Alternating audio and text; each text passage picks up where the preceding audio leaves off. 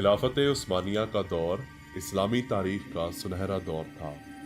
ये एक ऐसा वक्त था जब उम्मत मुस्लिमा कभी बाज़ंतीनियों तो कभी मंगोलों के हाथों तबाह हो रही थी। ऐसे वक्त में उम्मत को नई और अजीमुशान रियासत बनाए जाने की ज़रूरत थी।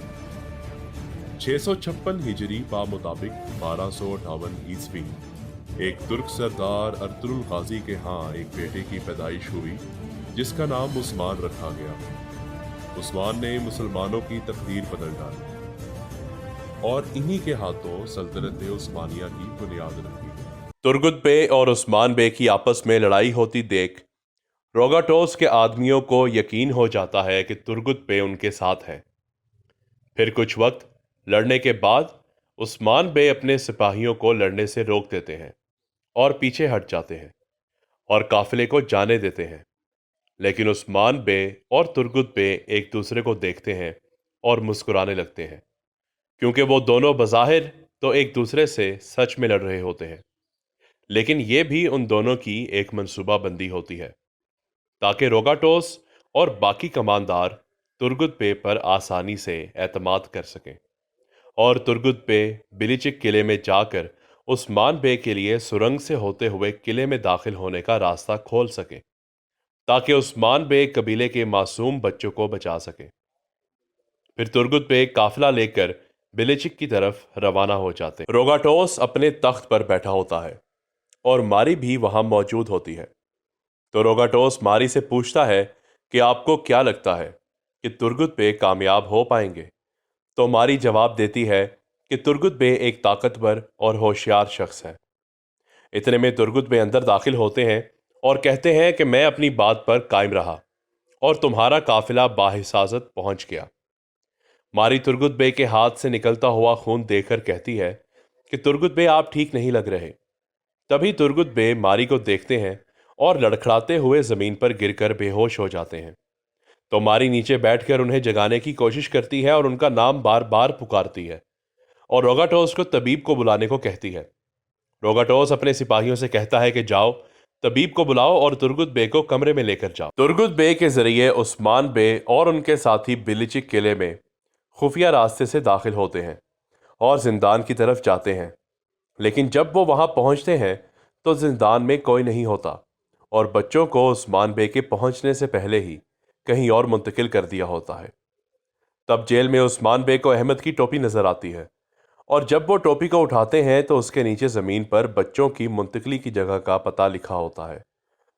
उस्मान बे फौरन अपने सिपाहियों को निकलने को कहते हैं और बताते हैं कि वो बच्चों को कहाँ लेकर जा रहे हैं।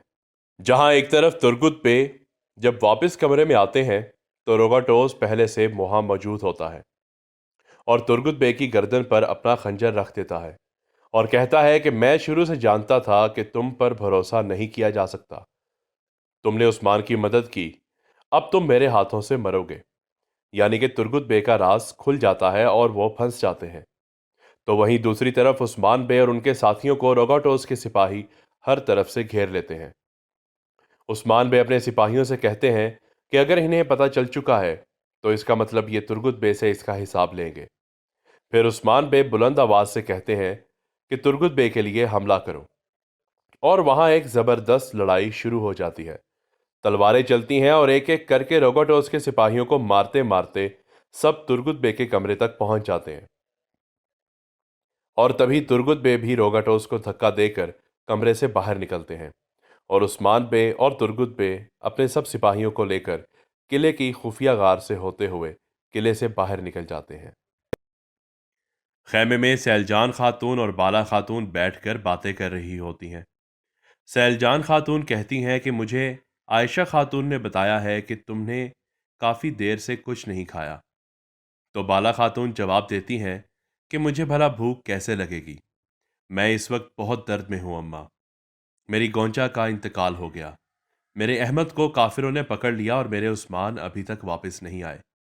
तो सैलजान खातून कहती हैं तुम बिल्कुल फिक्र मत करो मेरी बच्ची, उस्मान बहुत जल्द वापस आ जाएगा और अहमद को भी ज़रूर लेकर आएगा।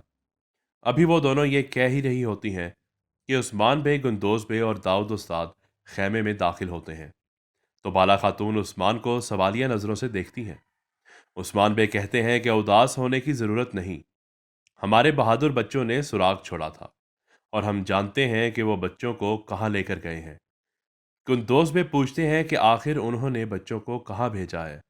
تو عثمان بے جواب دیتے ہیں کہ وہ انہیں ہرستون خانگاہ لے گئے ہیں بھائی، چرگٹائی کو میں نے وہاں بھیج دیا ہے، پہلے وہ سراغ لگائے گا، پھر ہم بچوں کو لے آئیں گے۔ عثمان بے اور ترگت بے اپنے سپاہیوں کے ساتھ بچوں کو بچانے کے لیے ہرستون کی خانگاہ جا رہے ہوتے ہیں، تو راستے میں عثمان بے کے تینوں بڑے دشمن گھاٹ لگائے بیٹھے ہوتے ہیں اور عثمان بے ان کی گھاٹ میں پھنس جاتے ہیں۔ سپاہی ان کو چاروں طرف سے گھیر لیتے ہیں، کیونکہ اصل میں روگاٹوس نے احمد کا زندان میں چھوڑا ہوا نشان دیکھ لیا ہوتا ہے۔ پھر نکولا، روگاٹوس اور میکائل کوسس سب وہاں آ جاتے ہیں اور نکولا عثمان سے کہتا ہے کہ تم ہر گھاٹ سے بچ کر نہیں نکل سکتے عثمان۔ پھر روگاٹوس کہتا ہے کہ تمہیں کیا لگا تھا میں تمہیں بچے لینے دوں گا؟ اس کے بعد روگاٹوس حملہ کرنے کی آواز لگاتا ہے اور جنگ شروع ہو جاتی ہے۔ سب آپس میں تلواروں کا کھیل شروع کر دیتے ہیں۔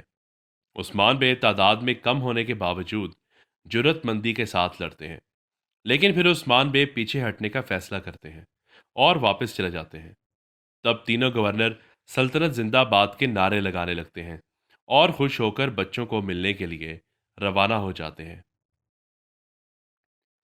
نکولا، روگاٹوس اور کوسس بچوں سے ملتے ہیں۔ احمد ان کی بات ماننے سے انکار کرتا ہے، تو روگاٹوس کہتا ہے کہ اگر تمہاری اس گستاخی کی وجہ عثمان ہے تو اس پر زیادہ بھروسہ مت کرو، اور یہ جان لو کہ تمہارا زندان میں چھوڑا ہوا سراغ مجھے مل گیا تھا، پھر ہم نے تمہارے پیارے عثمان کو پھنسایا۔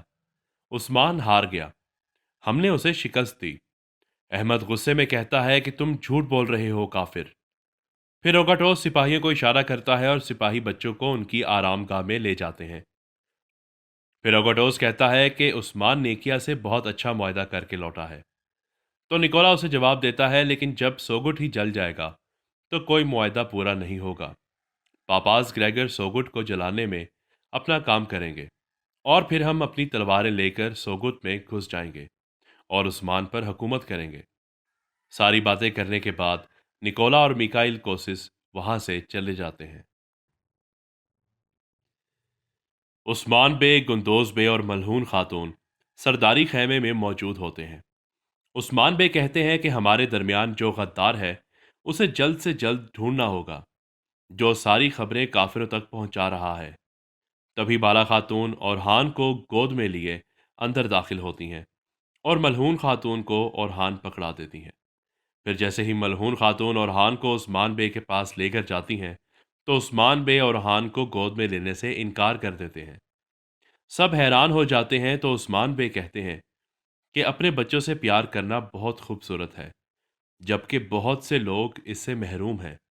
میرے لیے اورحان کو محبت کرنا اور اسے گلے لگانا حرام ہے، جب تک کہ ترکوں کے بچوں کو کافروں سے واپس حاصل نہ کر لوں۔ پھر ملہون خاتون اور بالا خاتون چلی جاتی ہیں، اور تبھی پاپاز گریگر اور اینڈریاز عثمان بے کے ایک سپاہی کے ساتھ اجازت لے کر اندر داخل ہوتے ہیں اور بچوں کے اغوا ہو جانے کے حادثے کا افسوس کرتے ہیں اور مدد کی پیشکش کرتے ہیں، لیکن عثمان بے انہیں شکریہ کہہ کر عجیب سے رویے میں وہاں سے جانے کو کہتے ہیں۔